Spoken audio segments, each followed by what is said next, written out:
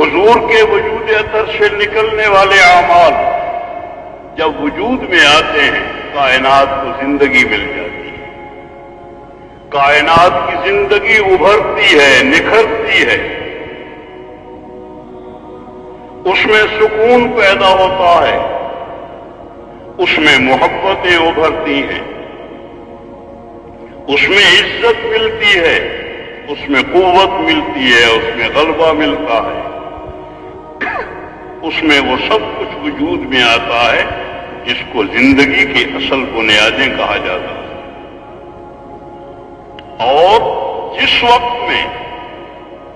سید الکونین صلی اللہ علیہ وسلم کے وجود اطہر سے نکلنے والے اعمال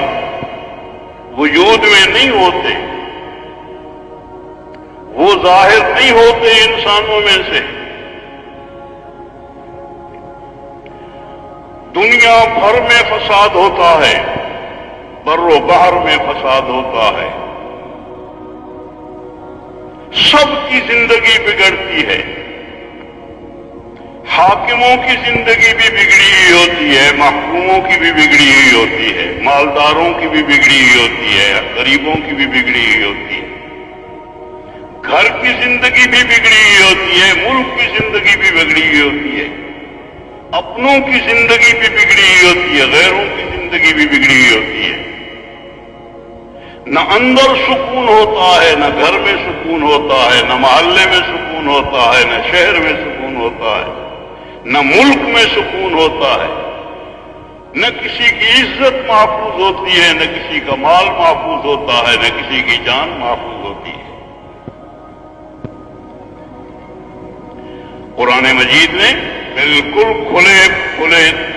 بہت صراحت کے ساتھ کھلے الفاظ میں اعلان کیا ہے جو اصل حقیقت تھی، ظہر الفساد فی البر والبحر بما کسبت ایدی الناس، بر و بحر میں جہاں کہیں تمہیں فساد نظر آتا ہے، جہاں کہیں بھی کسی ملک میں، کسی صوبے میں، کسی بر اعظم میں، کسی گھر میں چھوٹا فساد، بڑا فساد،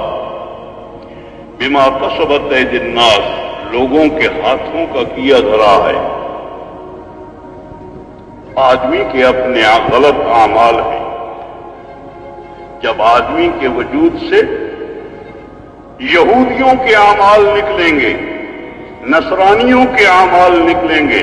اسراف کے اعمال نکلیں گے، بے حیائی کے اعمال نکلیں گے، زنا نکلے گا، قتل نکلے گا،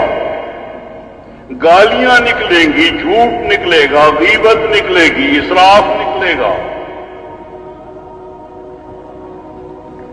غلط اعمال نکلیں گے، بدکار اور غلط کار قوموں کے، گمراہ قوموں کی،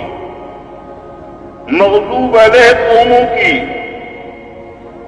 جو زندگی ہے، جب وہ زندگی ظہور میں آنے لگے گی تو انسانی زندگی خطرے میں پڑ جائے گی، سکون غارت ہو جائے گا، کسی کی عزت نہیں رہے گی، کسی کی عزت محفوظ نہیں ہوگی، کسی کی جان محفوظ ہے، کسی کا مال محفوظ نہیں ہوگا۔